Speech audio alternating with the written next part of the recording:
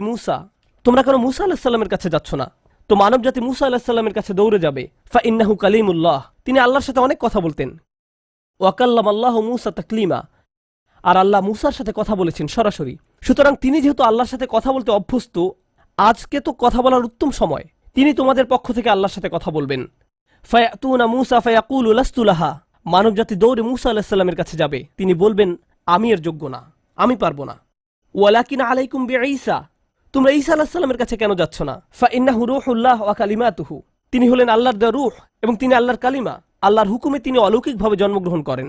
কুন ফায়াকুন, অতএব তিনি যেহেতু সকল রাসূলদের মাঝে বিশেষ মর্যাদার অধিকারী, তার কাছে যাও, তার সাথে কথা বলো।